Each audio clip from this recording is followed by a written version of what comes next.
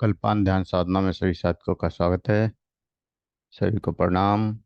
ओम। आज की साधना के लिए किसी भी आसन में सहज होकर बैठ जाएं। किसी भी आसन में सहज होकर बैठ जाएं। आंखें कोमलता से बंद। हाथों को ज्ञान मुद्रा में रखें। कमर गर्दन सीधी और सहज हो जाएं। सहज श्वासों के साथ जो श्वास अंदर जा रहा है, जो श्वास बाहर आ रहा है, उन श्वासों के साथ सहज होना है। अंदर जाने वाला श्वास, बाहर आने वाला श्वास और दोनों श्वासों के साथ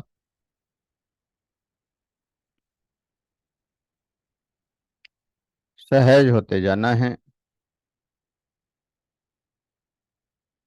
प्रत्येक श्वास के साथ गहरी शांति में, गहरे आनंद में उतरते जाना है।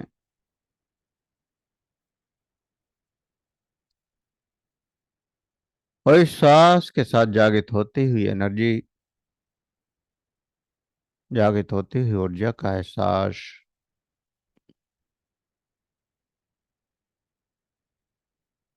ऊर्जा की जो भी संवेदनाएं हैं, जो भी तरंगे हैं और जिस भी रूप में हैं, उसी रूप में उस ऊर्जा की तरंगों का एहसास और धीरे धीरे ये तरंगे शरीर के प्रत्येक रोम रोम तक, शरीर के प्रत्येक सेल्स तक फैलती चली जाएं। शरीर के रोम रोम तक ये ऊर्जा की तरंगें फैलती चली जाएं। शरीर के रोम रोम तक ऊर्जा की तरंगें फैलती चली जाएं। अनंत ऊर्जा का प्रवाह शरीर के रोम रोम तक, प्रत्येक सेल्स तक पहुंच जाए।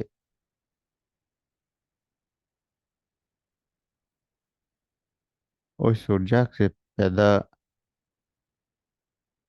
इस ऊर्जा से प्रकट होने वाला प्रकाश, क्योंकि ऊर्जा जहां भी पैदा होती है वह प्रकाश पैदा करती है। तो शरीर के अंदर जागृत होने वाली कॉस्मिक एनर्जी जितनी ज्यादा बढ़ती जाती है, उतना ही अंदर का प्रकाश भी बढ़ता जाता है। लगातार इस बढ़ते हुए प्रकाश का एहसास, अनंत ऊर्जा का एहसास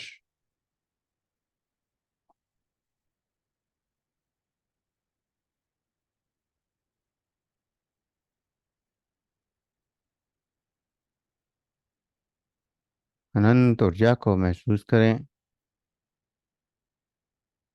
अनंत एनर्जी को महसूस करें।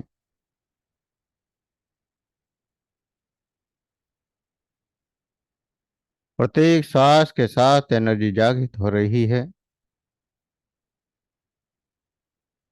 श्वासों की गति धीमी होती जा रही है।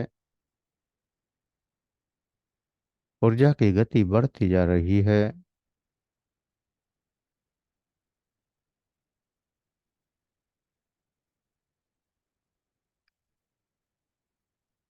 शरीर के प्रत्येक सेल्स तक ऊर्जा का कंपन,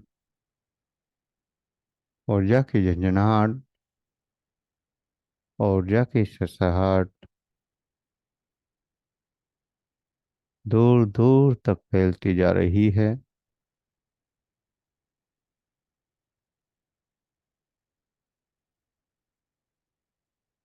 सिर की चोटी से लेकर पैरों की उंगलियों तक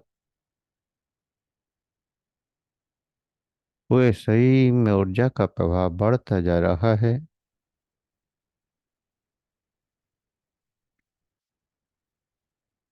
अनंत ऊर्जा के प्रवाह का एहसास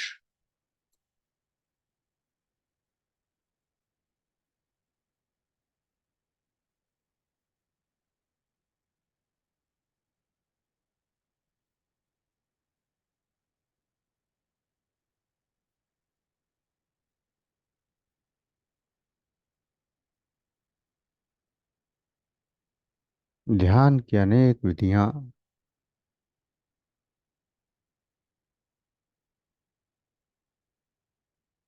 इस सृष्टि में विद्यमान हैं और अनेक विधियों में दमन भी सिखाया जाता है। कैसे हम मन को दबा कर रखें, कैसे इंद्रियों को दबा कर रखें,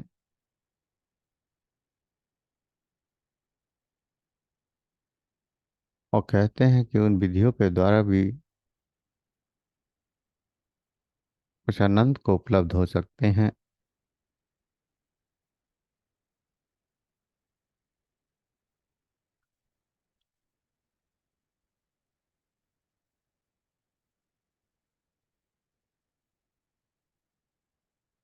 लेकिन कुछ ही विधियां क्यों, आज के समय में लगभग प्रचलित सभी विधियों में किसी न किसी रूप में किसी न किसी इंद्रियों के प्रति दमन किया जाता है, दमन सिखाया जाता है।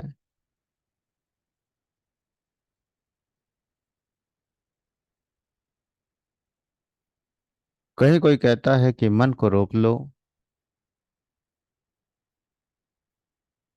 ये भी एक दमन हुआ। कहीं कोई कहता है कि ब्रह्मचर्य का पालन करो, ये भी एक दमन हुआ। कोई कहता है ये खाना नहीं है, ये छोड़ना है, वो भी दमन हो गया। कोई कहता है यहाँ नहीं जाना, कोई कहता है वहां नहीं जाना,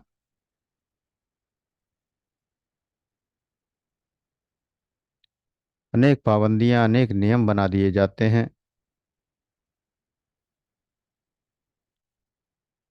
जितनी विधियां आज सिखाई जाती हैं, ज्यादातर सभी में किसी न किसी बात का दमन किया जा रहा है।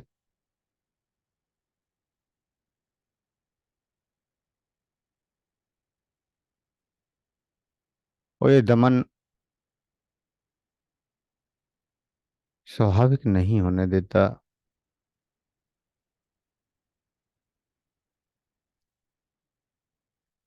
सरल नहीं बनने देता।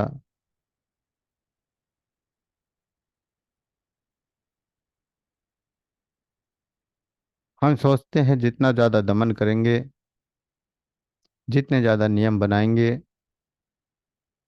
उतनी ही जल्दी परमात्मा को पालेंगे। लेकिन ये कभी भी संभव ना हुआ है और ना ही आगे होगा।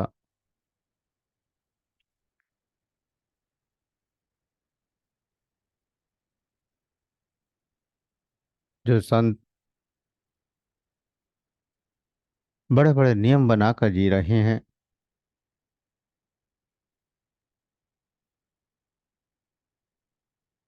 उन संतों से मिलें और पूछे कि उन्होंने जीवन में क्या पाया, परमात्मा का किस रूप को उन्होंने पूजा, किस रूप को पाया, किसके दर्शन किए, किसका अनुभव किया। तो हजारों लाखों संतों में से कोई एक आदि कह सके कि हाँ, मुझे कुछ मिल पाया है, नहीं तो किसी को कुछ नहीं मिलता।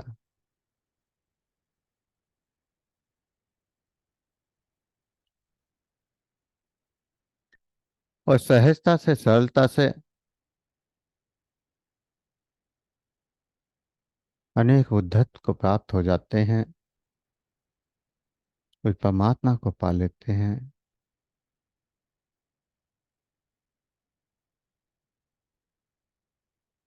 लेकिन सहज और सरल होना ही सबसे कठिन है, क्योंकि उस समय करने के लिए कुछ बचता ही नहीं है।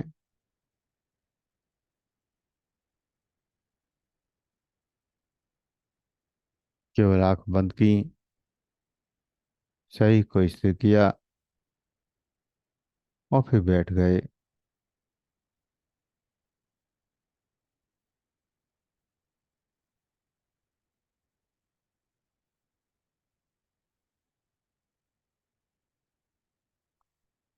अब आंख बंद करके बैठे हैं तो कब तक बैठेंगे? मन कुछ ना कुछ करने को कहेगा ही। और मन जैसे ही करने को कहता है, ध्यान खत्म हो जाता है। हम उस शून्य से आगे बढ़ जाते हैं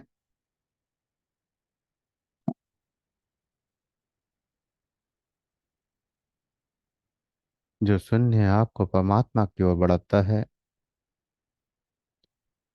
जिस शून्य में और परमात्मा की ओर बढ़ने का रास्ता खुलता है,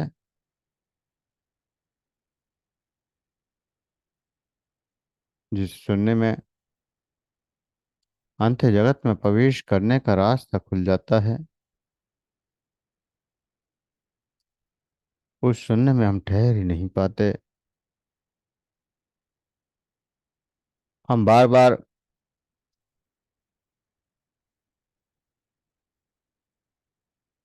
कुछ ना कुछ करने की चाह करते हैं,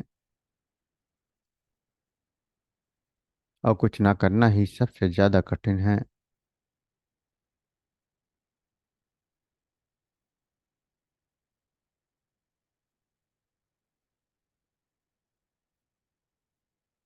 सहज और सरल बनने का मतलब है पूर्णता अहंकार खत्म हो जाना।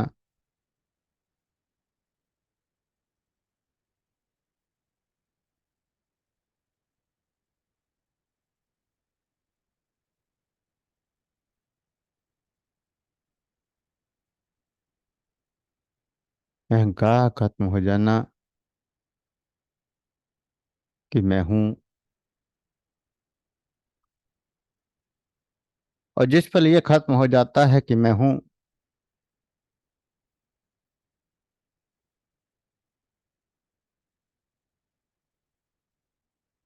फिर शरीर का अस्तित्व खत्म हो जाता है। और शरीर का अस्तित्व खत्म हो जाता है तो फिर मन का अस्तित्व भी खत्म हो जाता है। न शरीर का प्रभाव रहता है, न मन का प्रभाव रहता है।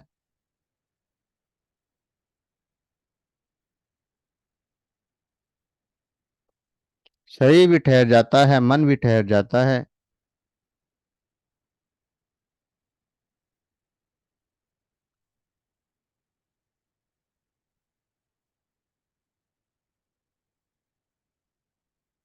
शरीर और मन के ठहरते ही शून्य की उपलब्धि हो जाती है। शून्य की उपलब्धि अंत जगत का दरवाजा खुल जाता है।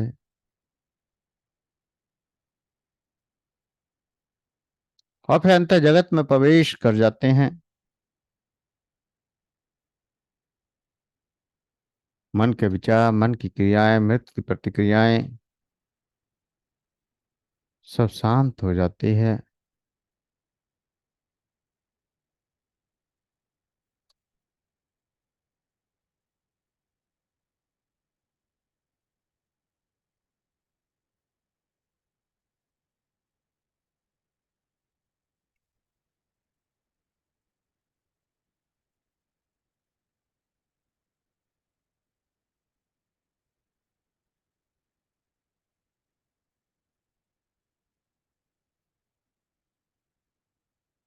जितनी भी विधियां हैं एक अहंकार को जन्म देती हैं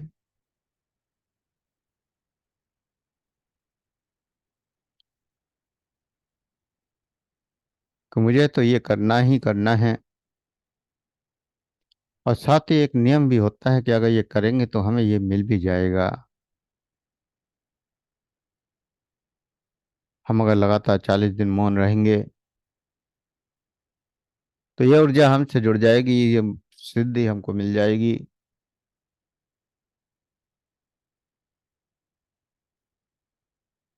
जैसे एवरेस्ट की चोटी जीतनी हो तो एवरेस्ट तक जाना पड़ेगा,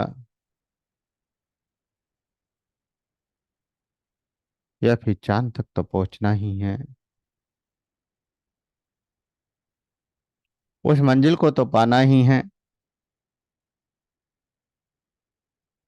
उस देवी को, उस देवता को तो जानना ही है, पाना ही है। और भी ऐसे अनेक अहंकार भविष्य के लिए तैयार कर लेते हैं।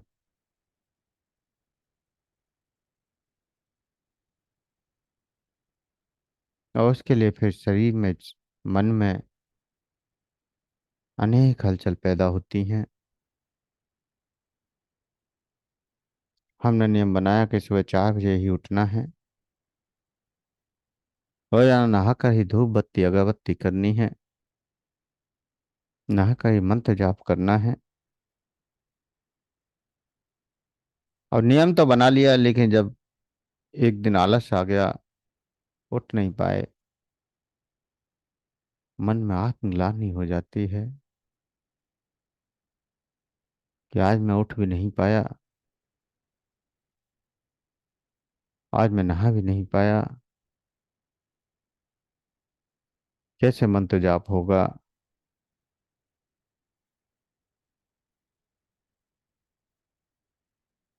तो जितनी चेतना ऊपर उठ रही होती है उतनी ही चेतना वापस नीचे गिर जाती है। जिस रास्ते पर आप आगे बढ़ रहे होते हैं अचानक पीछे पटक दिए जाते हैं।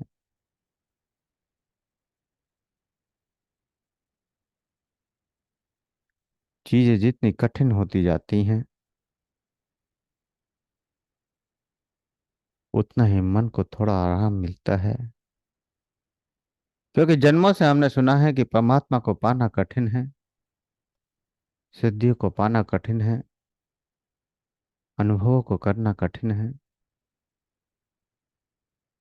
और इसीलिए जीवन में कठिन से कठिन तब करने की कोशिश करते हैं। अनंत जन्मों से अनेक ऐसे कठिन से कठिन तप करते आए हैं। अनेक संतों को 7-7, 10-10, 11-11 अग्नियों में तपते देखा है।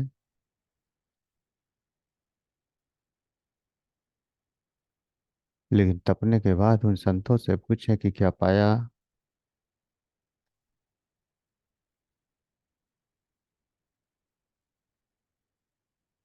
मन के भ्रम के अलावा और कुछ भी नहीं। सत्य से कोसों दूर होते हैं। सत्य का अनुभव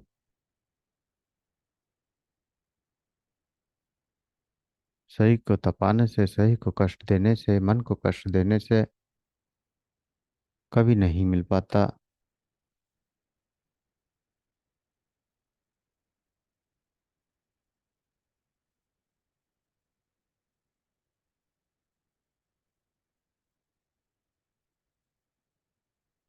सत्य के अनुभव के लिए तो सरल बन जाना है।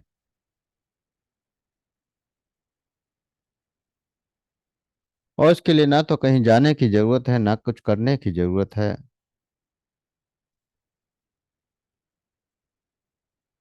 जितना करते जाएंगे उतना ही सत्य से दूर होते जाएंगे।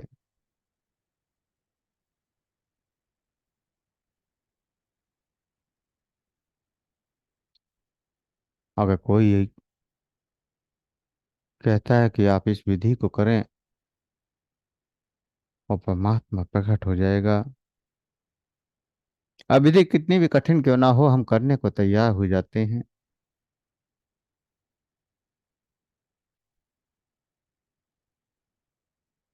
और करने के बाद भी कुछ हासिल नहीं होता।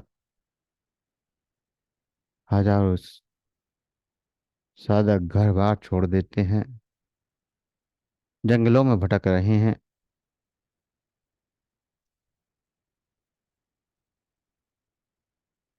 क्योंकि उन्होंने यही सुना था कि घर में रहकर परमात्मा को नहीं पाया जा सकता। सब कुछ छोड़कर, सब कुछ त्याग कर ही परमात्मा को पा सकते हैं।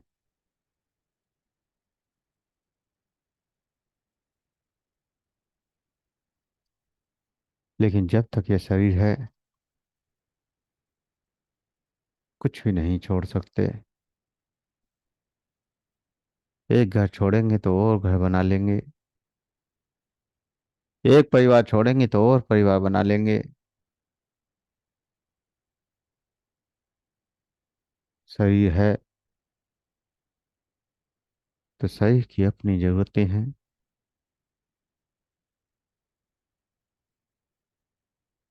शरीर को भूख भी लगती है, प्यास भी लगती है, नींद भी आती है।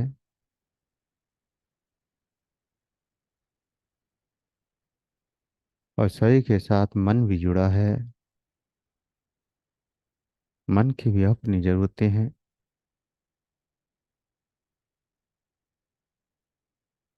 मन को स्वाद भी चाहिए।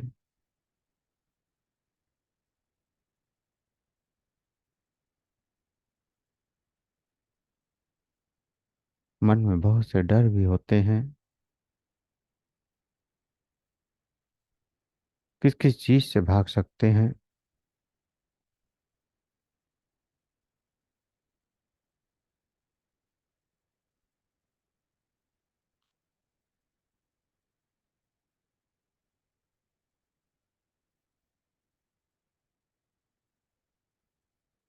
तो अगर भागना ही है, छोड़ना ही है, तो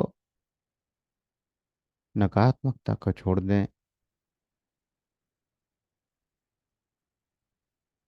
नकारात्मक भाव,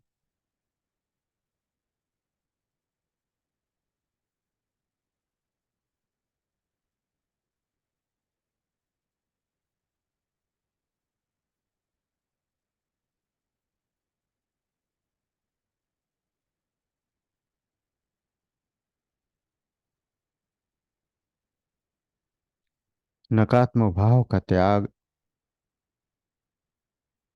नकारात्मकता का त्याग।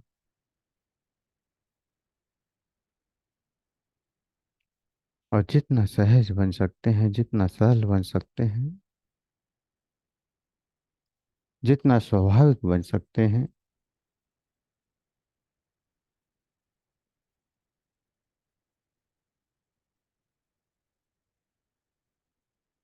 उतना बनते चले जाएं।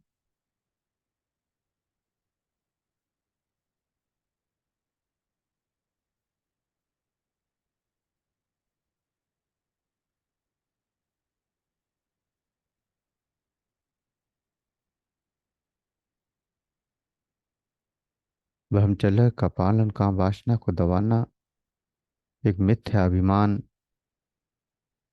और एक पाखंड के सिवा कुछ भी नहीं है। मन को रोक लेना, निर्विचार हो जाना,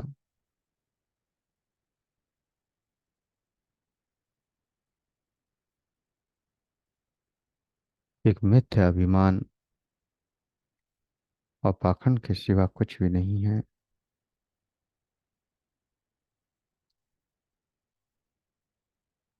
जो कुछ भी दबाया है, कभी भी वो पैदा हो सकता है।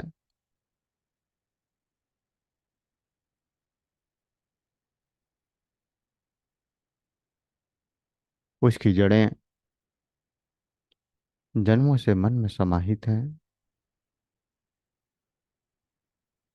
कुछ भी नहीं त्याग सकते।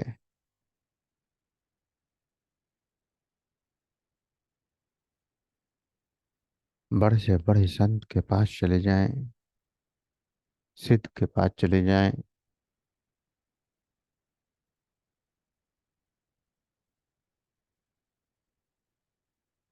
कोई भी कुछ भी त्याग नहीं करता,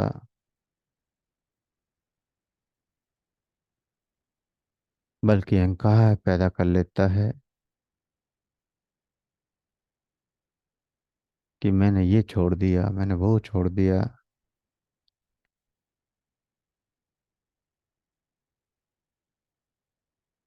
और इस अहंकार में अंत हो जाता है उस परमात्मा के रास्ते का।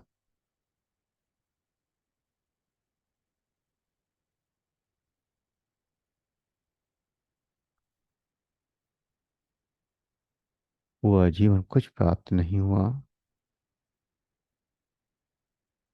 वह जीवन केवल अहंकार और अहंकार में निकल गया।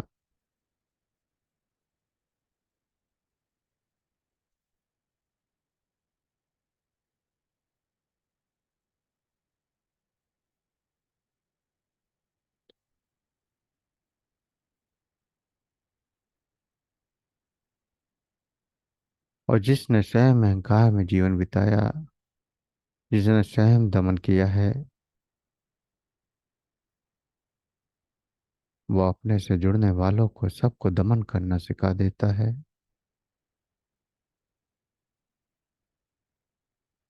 धन दौलत का मोह छोड़ दो तो परमात्मा के रास्ते पर आगे बढ़ सकते हो।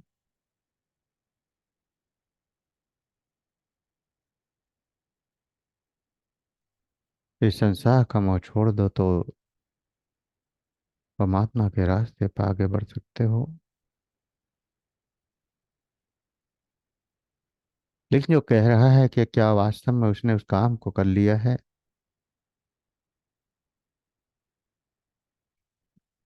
और कर भी लिया है, तो क्या वास्तव में उसने परमात्मा को पा लिया है, परमात्मा को जान लिया है? क्या उस परमात्मा का अनुभव कर लिया है?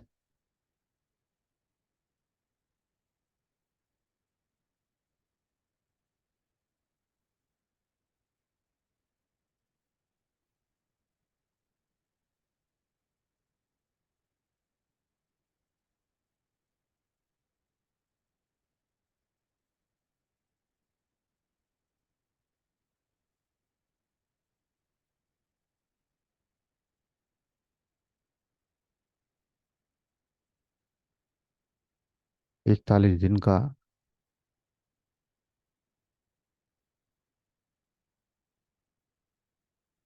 नियम बनाते हैं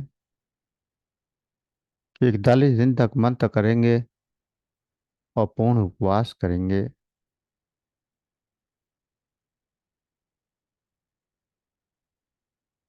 सही कहेगा कि बार बार कि मैं भूखा हूँ।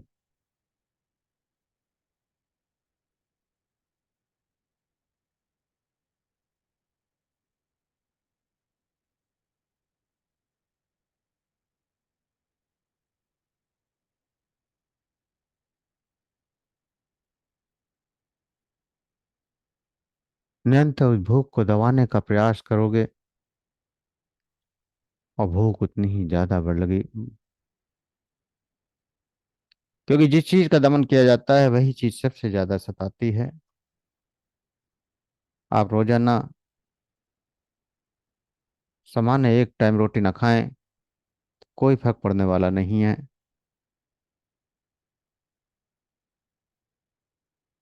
लेकिन व्रत वाले दिन, जब आप कहते हैं कि आज मेरा व्रत है, आपको भूख सताती चली जाती है। आपका मन बार बार कुछ ना कुछ खाने को करता है, क्योंकि हम उस भूख का दमन कर रहे हैं।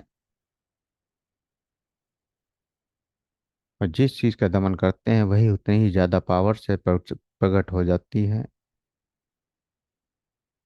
तो फिर दमन चाहे भूख का हो, चाहे धन का, चाहे काम वासना का, या फिर किसी और वस्तु का, या किसी और इंद्रिय का, जिसको भी दमन करने की कोशिश करेंगे वही प्रबलता से प्रकट हो जाएगी।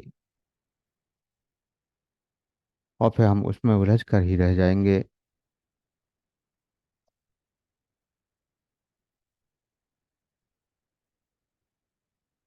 उसमें उलझते ही जीवन बदल जाएगा। जिस रास्ते पे हम चल रहे थे वो रास्ते से भटक जाएंगे।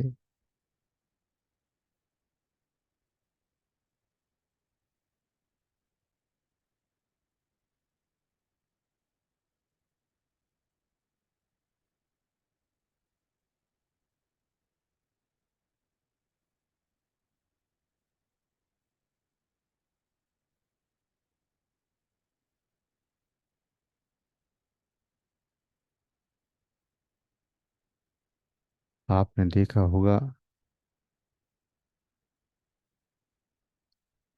अनेक ऐसे साधकों को नित्य स्नान करते हैं।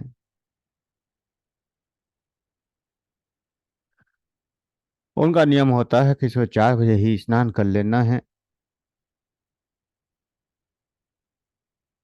और जब गर्मी होती है तो वो सहजता से स्नान करके आ जाते हैं। और जब सर्दी होती है तो कोई राम राम रट रहा होता है, कोई कृष्ण कृष्ण रट रहा होता है, कोई हरे कृष्ण हरे रामा रट रहा होता है,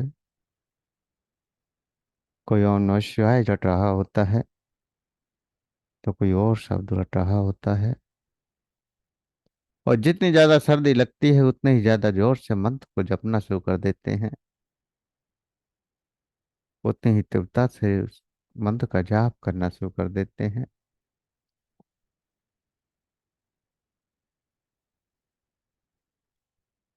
गर्मियों में न राम याद आते हैं, न कृष्ण याद आते हैं, न शिव याद आते हैं।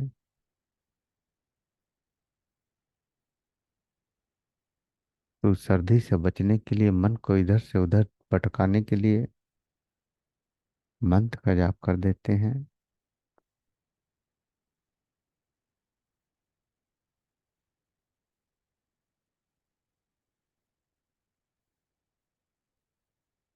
ऐसे अनेक लोगों को देखा होगा कि जब रात में सुनसान सड़क पर चलते हैं, अंधेरा होता है, दूर दूर तक कोई नहीं दिखाई देता, तो गुनगुनाना शुरू कर देते हैं।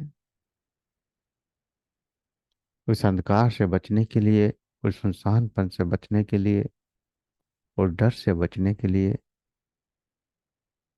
स्वयं की आवाज ही सत्य को दमन करने के लिए पैदा कर लेते हैं। और सत्य का अनुभव नहीं कर पाते।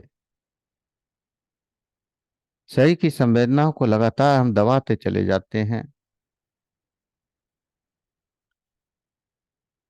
एक तब तो सोचते हैं कि ध्यान में संवेदनाओं का अनुभव हो,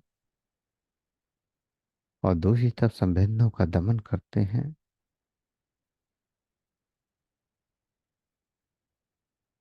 सर्दी के मौसम में ठंडे पानी से नहाकर देखें, और थोड़ा थोड़ा पानी डालें। पूर्ण पानी एकदम कभी सिर पर न डालें। पैरों से थोड़ा थोड़ा पानी डालना शुरू करें। और शरीर की संवेदनाओं को, शरीर की तरंगों को, शरीर की ऊर्जा को देखें। ध्यान में भी इतनी ऊर्जा पैदा नहीं होगी जितनी उस समय आपके शरीर में ऊर्जा पैदा हो जाएगी। पूरा शरीर ऊर्जा से कांपने लगेगा, पूरा शरीर ऊर्जा से हिलने लगेगा। जिस ऊर्जा का अनुभव करने का हम प्रयास करते हैं, विमान की ऊर्जा से जुड़ने की कोशिश करते हैं, सहजता से आप ऊर्जा से जुड़ जाते हैं। और शरीर को, संवेदनाओं को पकड़ने की क्षमताएं बढ़ती चली जाती हैं।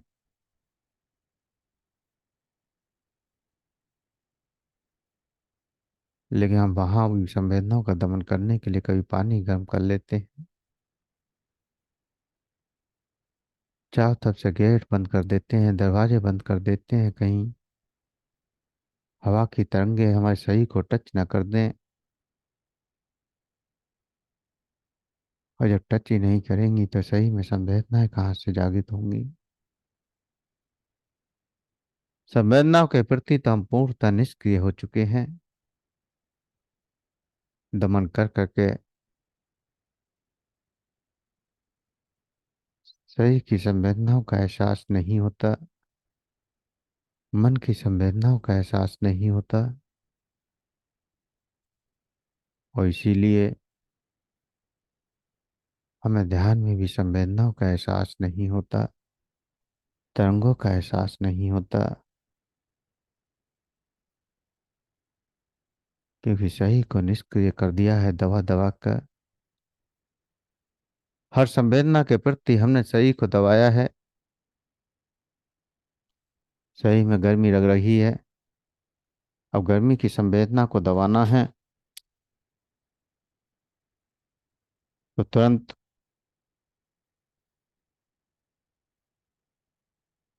ऐसी में चले जाते हैं। अब गर्मी की संवेदनाओं का जो एहसास होना था वो दब गया, और ऐसे ही शरीर की प्रत्येक संवेदना का दमन किया है। तो इसलिए समस्त संवेदनाओं का एहसास करना है। अनंत गहराइयों में जो भी संवेदनाएं, जो भी तरंगें जागृत हो रही हैं, उनका अनुभव करना है पूर्णतः स्वाभाविक ढंग से, सहज ढंग से, ना कोई क्रिया ना कोई प्रतिक्रिया, पूर्णतः सहजता से जो कुछ हो रहा है उसका अनुभव करें। कोई दमन नहीं करना है, साक्षी बने रहें जो कुछ भी हो रहा है, निष्भाव से देखते चले जाएं, और देखने वाले का एहसास भी रहे। लगातार अनुभव करते रहें जो कुछ भी हो रहा है।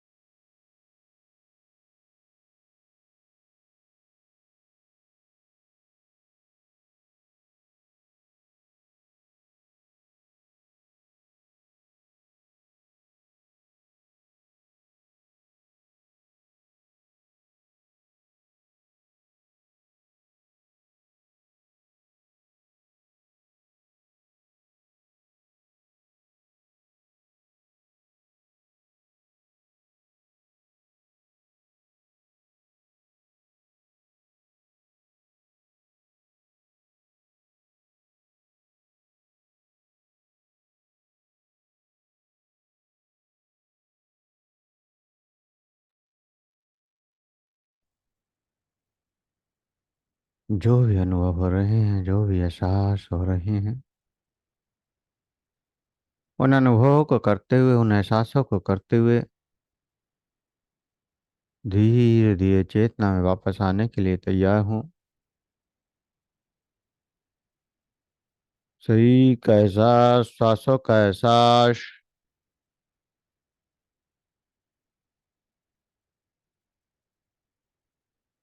और दो गहरे लंबे श्वास, दो गहरे लंबे श्वास। हाथों की उंगलियों में हलचल करें, हाथों की उंगलियों में हलचल करें, हथेलियों को रब करें, गर्म करें। आंखों पर लगाएं, चेहरे पर लगाएं,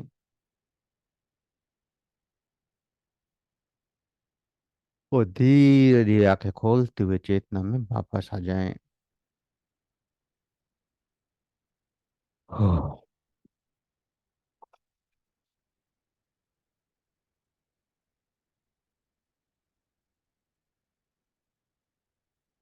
सभी साधक चेतना में वापस आ जाएं। अब किसी का कोई क्वेश्चन है तो पूछ सकते हैं, किसी को कुछ कहना हो तो कह सकते हैं।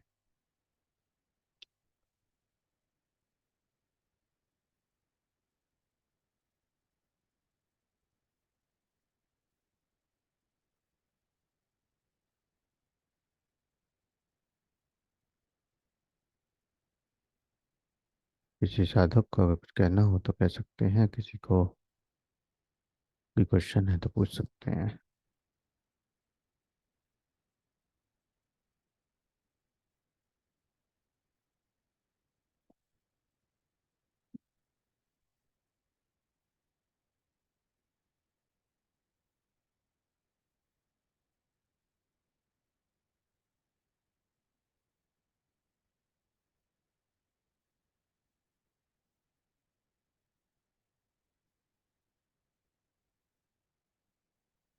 चलिए, किसी का कोई क्वेश्चन नहीं है तो आज के लिए इतना ही।